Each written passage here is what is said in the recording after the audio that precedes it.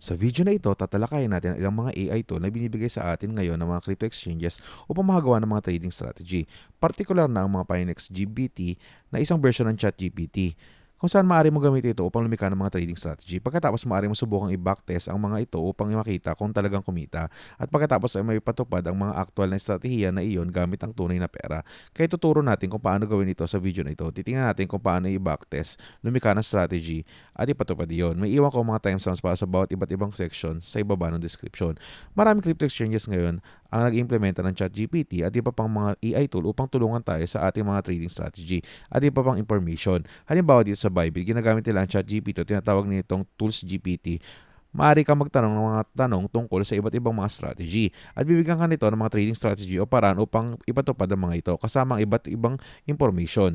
Gayunpaman, titingnan natin ang Pionex dahil nagbibigay ito sa atin ng mga particular trading strategy na maaari nating i-backtest at pagkatapos i-actual na ipatupad ang trading mismo sa platform na ito.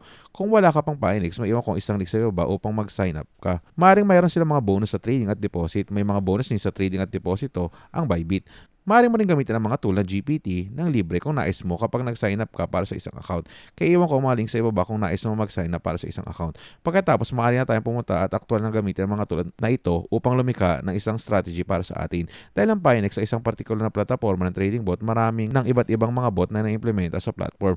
Kaya kung pupunta ka sa pangunahing pahina ng Pionex, kapag mayroon kang ng account, ang mga trading bot ay nandito na. May mga iba't ibang bot na maaari mong implementa dito mismo. Maaari mong baguhin ang mga parametrong ito. Pero nais natin gawin, subukang i-backtest ang ilang mga bot na ibibigay sa atin ng AI. Kahit kailangan pumunta sa higit pa at pagkatapos Pionex GPT mismo. Tulad ng makikita mo, ito ay nasa phase ng beta sa kasalukuyan. Ngunit maaari na tayong mag-click sa isa sa mga ito. At ito ay magbibigay sa atin ng teksto. Halimbawa, bigyan mo ako ng isang momentum strategy.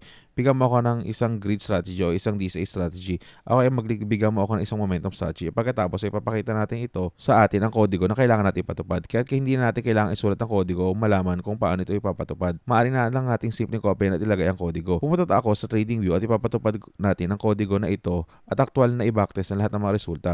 Bago natin gawin iyon, maaari tayong tingnan ang iba't ibang uri ng estratehiyang maaari nating hilingin mula sa IA at kung paano natin ito may papatupad. Dahil kahit may artificial intelligence, walang makakapredict ng hinaharap.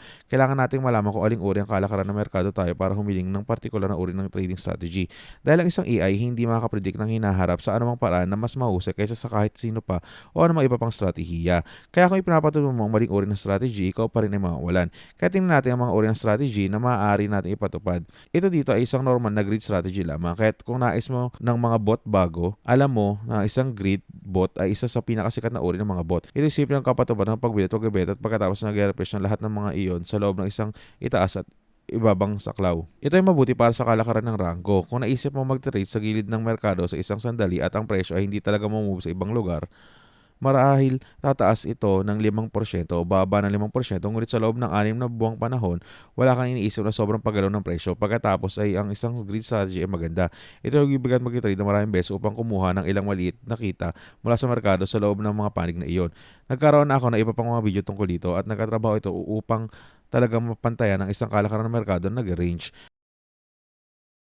Kaya kung may grid strategy ka, ito ay magiging mabuti sa isang kalakaran na nag-range o nasa gilid ng merkado. Ngunit kung nasa isang kalakaran ng momento o isang merkado na malakas na umaandar sa isang direksyon, ang mga grid ay maaaring hindi ang tamang paraan. Kaya't kahit nahilingin mo iyon sa bot, ito pa rin ay magiging mababa ang performance kumpara sa iba't ibang uri ng mga strategy. Ito ay isang uri ng breakout strategy na maaaring implementa mula sa ChatGPT. Ang breakout strategy ay naghihintay ng mga pag-breakout ng mga trade pagkatapos nag-trade sa mga ito. Ito ay naghahanap na mag-trade ang pag-breakout at subukang kumita ng pera sa pamamagitan nito. Kaya tinahanap mo ang pag-breakout, maaaring isang movement na nasa paligid o maaaring pababa. At nais mo ipatupad ang isang breakout strategy. Mayroon ding isa pang uri at tinatawag na trend following strategy. Kung makakita ka ng isang malakas na trend, magiging ito ay uptrend o downtrend. At makikita ka nito o iniisip mong tayo ay nasa bahagi ng merkado kung saan ang Bitcoin ay dapat umangat. Marahil pagkatapos ng halving, na kung kailang karaniwang nagkakaroon ng mga paggalaw, kailangan mo ng isang momentum type strategy, uptrend type strategy o downtrend type strategy na mas maraming momentum. Malaga kung aling uri ng merkado ang iisip mo na tayo ay naroon para sa performance ng bot. Ang isang bot ay hindi maglalabas ng batas ng pisika. Kaya kung mali ang iyong piliin o ikaw ay nasa maling uri ng merkado, kung ikaw ay nangangalakal ng isang long strategy at ang merkado ay bumababa, hindi ka magiging kumita.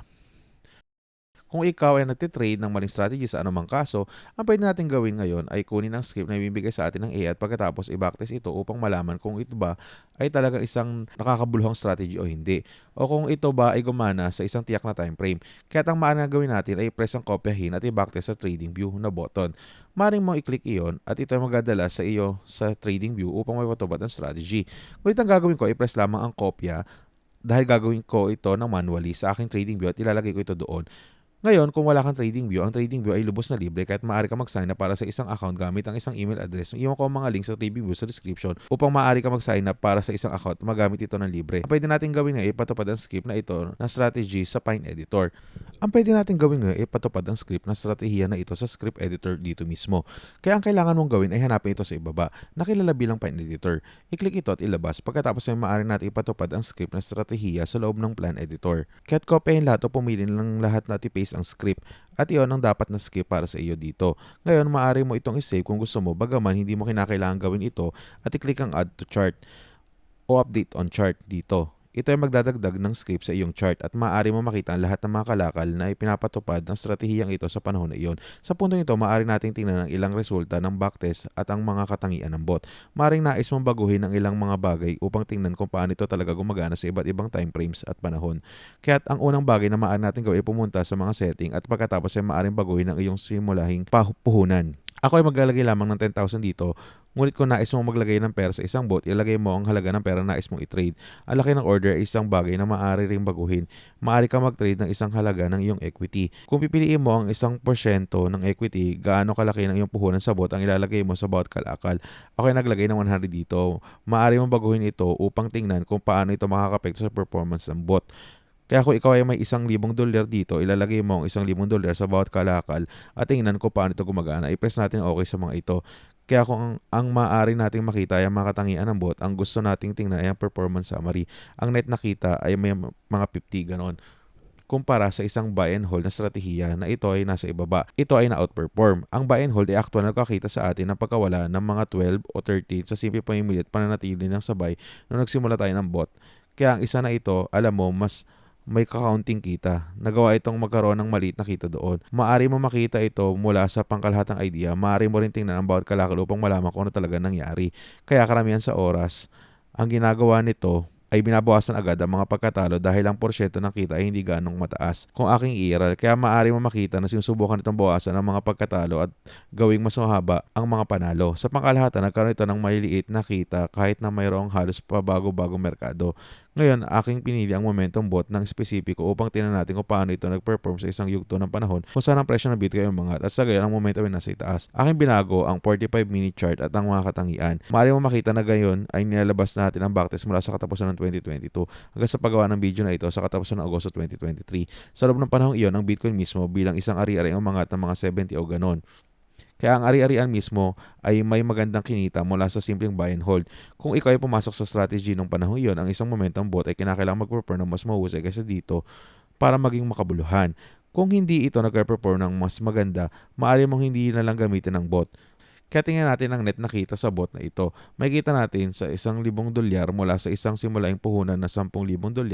Siyempre, maaari mong baguhin ito na nag-resulta ng 90% na kinita. Kung tingnan natin ang performance summary, makikita natin ang buy and hold ay nagbalik ng 60% na panahong ito. Ang momentum trading bot na dapat ay mag-perform ng mahusay sa isang market na may momentum. Ang isang umuusad ng merkado patungong itaas, dapat itong bumili sa mga pagbaba at kumukuha ng kita kapag ang presyo ay umabante sa sarili nitong sarili. Makikita natin na ito ay may 90% na kinita, kaya ito ay na-outperform ang buy and hold na strategiya. Gayunpaman, kung ang presyo ng Bitcoin bumababa o nagkakaroon ng hindi gaano pagbabago sa panahong ito, ang bot na ito ay hindi maaari mag-perform ng maganda, kaya mahalaga kung aling uri ng bot ang ginagamit mo. Ang tamang strategy para sa merkado kinaharap mo. Ngayon, ang maaari natin gawin ay talagang ipatupad ang strategy at mag-trade gamit ito. Ang paraan kung paano ito gumagana ay ang trading view mismo na siyang tumatakbo sa stratehiyang ito ay magbibigay sa atin ng trade alert o senyales ng kalakalan base sa stratehiya sa loob ng sistema ng kalakalan. May mga alert ito. At ang maaari natin gawin ay padala ang mga alert na ito sa Pinex na magagamit ang signal alert para sa aktual na kalakalan sa crypto market. Ipapakita ko sa iyo kung paano i-link ang dalawang ito. Pumunta sa iyong Pinex account, pindutin ang trading bot. Pagkatapos hanapin ang signal bot dito. Dapat ito ay nasa pangunahing pahina kaya signal bot. Pindutin ang create. Pagkatapos ay idaragdag natin ang custom trading view signal at kailangan natin ito ipangalanan. Kahit ito ay aking ilalagay ng momento pagkatapos i-confirm. Mula dito, kailangan natin i-configure ito sa loob ng trading view din. Ang paraan kung paano ito gumagana ay ang Pinex na nangangailangan ng mga signal at gumagana ito sa 1%. Kaya, ang tinatanong nito sa iyo ay ilalagay ang 100 sa initial capital pagkatapos itatakda ang laki ng order sa gusto mo rin.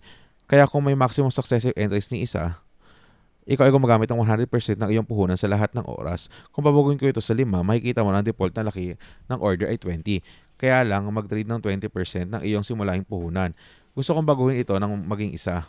Kaya tinakda natin simula yung puhunan sa 100. Laki ng order sa 100 ay pyramidic sa isa. Kaya pumunta tayo sa iyong trading view. Pumunta sa strategy tester. Ano mang strategy ang ginagamit mo rito, ito ay may pangalan. Kaya pumunta sa mga setting at pagkatapos ay gusto mong baguhin ang simula yung puhunan sa 100 upang maging porsyento para sa Pinex. At pagkatapos, ang laki ng order ay sa USD.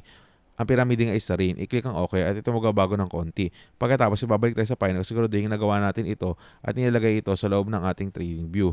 Kaya, aking naisagawa ang konfigurasyon. Ngayon, kailangan natin itakda ang alert ng kalakalan. Kahit maaari natin lumikha ng alert na ito, dalawang bagay ang kailangan natin copy and paste.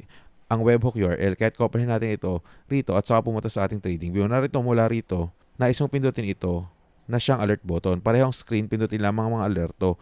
Pumunta sa mga abiso dito at pagkatapos ay sa webhook URL, gusto mong i-on ito. Kaya kung mayroon kang version ng libre, hindi mo maaaring padala mga alerto na ito patungo sa Pinex. Kaya kailangan mo mag-upgrade tulad ng sinasabi ko. Ilalagay ko ang link ng trading view sa ibaba para makita mo lahat ng mga detalye doon. May mga pagsusulit din na libre, kaya maaari mong suriin iyon. Pero i-paste natin ang webhook URL at pagkatapos ipumunta dito tayo sa mga settings. Importante ang mensahe, kaya kopyahin natin ang mensahe ito. Pagkatapos bumalik tayo sa trading view at kailangan mo lang piliin ang lahat at i-paste ito upang makuha ang mensahe. Pindutin ang lumikha dito. Pindutin ang lumikha. Siguraduhin sa mga settings ang webhook URL at ang mensahe. Pindutin ang lumikha doon. Ang gagawin ngayon nito ay tuwing ang strategy na ito ay may alerto pagkakataon sa kalakalan, agad itong magpapadala ng alerto patungo sa Pinex. Kapag tapos na ito, maaari nang gamitin ng Pinex ng mga alertong ayon upang talagang magsimula ng kalakalan. Ang konfigurasyon ay tapos na at maaari nating automatic may sagawa ang signal dito. Kahit pindutin natin iyon sa kanang sulok. Ngayon, ang kailangan mong gawin ay tiyakin na maayos ang nakasetup ang bot sa parang nais mo dahil ang mga signal ay isa lamang. Ngunit kung paano natin gustong kumilos ang Pinex gamit ang mga signal na iyon ay mahalaga rin. Kaya't nagkakaroon tayo ng kalakalang momentum dito. Pumili ng pares ng kalakal. Kaya't ang mga signal na nakuha natin, titignan natin ng Bitcoin US dollar. Kaya ang nakukuha ka ng signal batay sa Bitcoin US dollar at ikaw ay nagkakalakas sa iba't ibang paraan. Iyon ay malino na hindi maganda. Kaya't nais natin tiyakin na nangangalakal tayo ng Bitcoin USDT dito. Siyempre USDT, kaya't kailangan din natin ng ilang US dollar tether sa Pinex. Kung kailangan mong malaman kung paano gamitin ang Pinex bilang isang plataforma miso, mayroon akong isang guide para sa mga beginner doon, kaya ilalagay ko ito sa description. Ngayon, pumili ang leverage na nais mong gamitin. Ngayon, ito ay walang leverage. Kaya't maaari ko sanang imungkahi na panatilihing itong ganito. Ang paggamit ng leverage ay maaari mabago ng performance ng bot ng malaki. Ang higit na leverage ay higit na panganib, kaya't maaari magkaroon ka ng pangkalugi na mas malaki sa iyong inaasahan. Kaya't iyan ay nasa kamay ng bawat individual. Ngunit maaari kang magkalakal ng ari-arian sa leverage dito at ang pamumununan na nais mong gawin, maaari kang pumili ng anumang halaga na nais mong ilagay sa bot mismo at pagkatapos maaari mong kumita dito simula ng pagkopya. Kailangan mo ng hindi bababa sa $50